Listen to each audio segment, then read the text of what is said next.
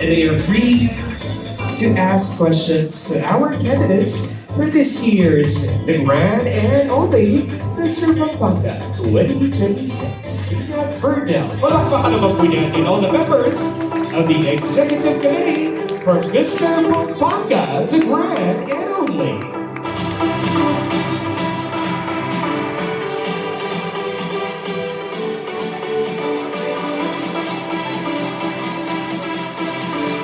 We'd also like to thank the members or our dearest friends from the media na kahit po malayo ang mga pinanggalingan po nila, naparito pa rin po sila to witness the grand and the only grand launch of Mr. Pampanga 2026. Palakpakan naman po natin lahat po ng miyembro ng media, lahat po ng mga sumusuporta sa atin in our journey for the grandest Mr. Pampanga.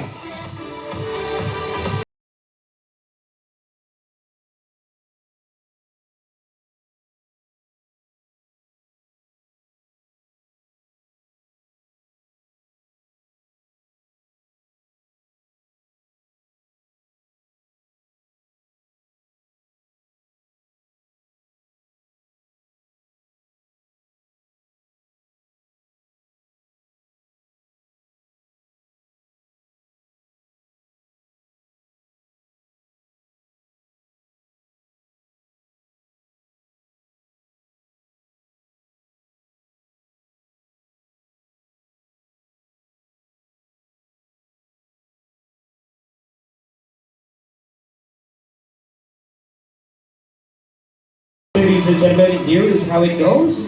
We will be giving a microphone to our friends from the media, and they will be given one question per media partner or per member of the media, and they can address the questions to any of the official candidates of Mr. Pampanga 2026.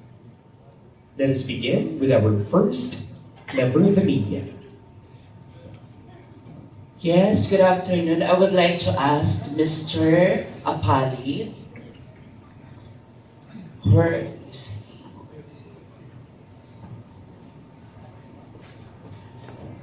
Hi, Mr. Apali. This is my simple question. Why do you deserve to be the next Mr. Pampanga 2026? Pwede mo pakiulit? Okay, again. Why do you deserve to be the next Mr. Pampanga 2026? Deserve ko po muna sa Mr. Pampanga kasi pinapakita ko po yung best ko and kaya ko pong gawin yung mga ang isang tungkulin ng pagiging Mr. Pampanga and yun na po.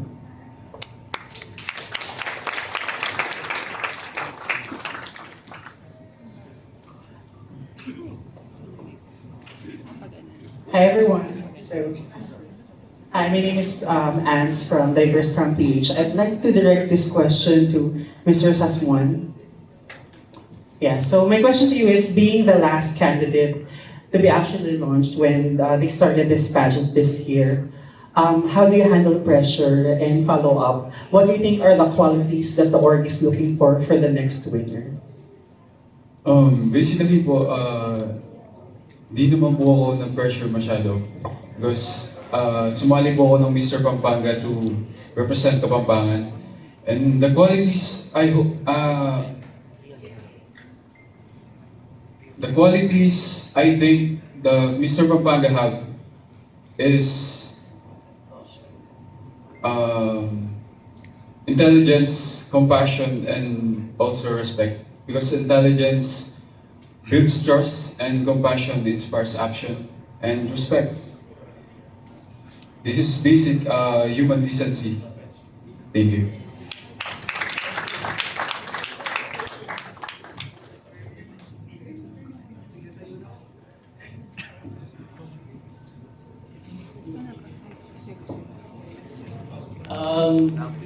For Mr. San Luis. So, aside from the word Masanting, in one word, what other Kapampangan word would you use to describe yourself? Siyempre po, mag-anak ka. Doon po nakikita yung sa salitang mag-anak ka, doon po nakikita yung isang Kapampangan.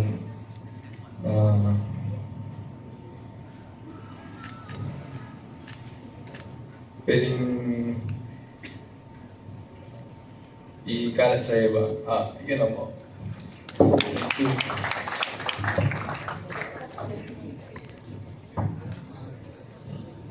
Good afternoon, this is Michael of Pageants Fanatic. My question is for City of Fernando. San Fernando. Sorry.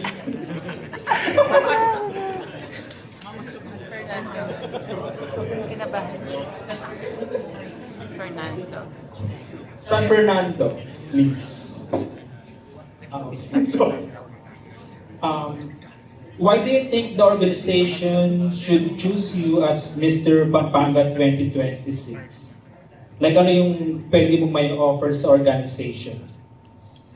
One thing that I can offer to the organization is, of course, one thing na hinahanap ng org is confidence, while at the same time,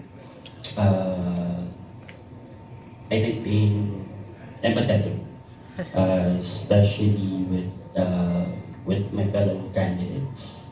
And for me personally, brotherhood din. So it will be a great experience for me, I guess. Okay, thank you.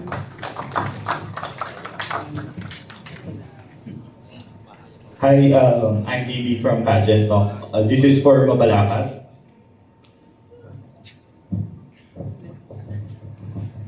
Bilang representante ng Kapampangan, makananumin pagmaraguling Pampanga karang karatig bayan. Thank you. Sorry for my voice. Honestly, I may not be a true Kapampangan, but growing up here in Pampanga, being born and raised, I believe that I embody the culture of every Kapampangan, and ipinagmamalaki ko po yun kasi in everyday na sa mga daily activities ko po, nakadistal ko na rin po yung routine ng mga Kapampangan.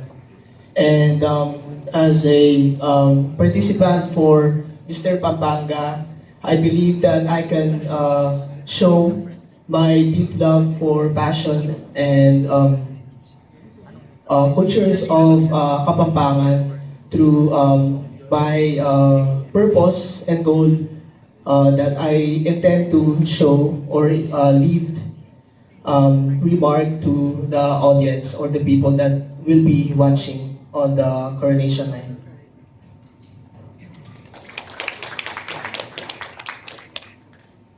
Hi.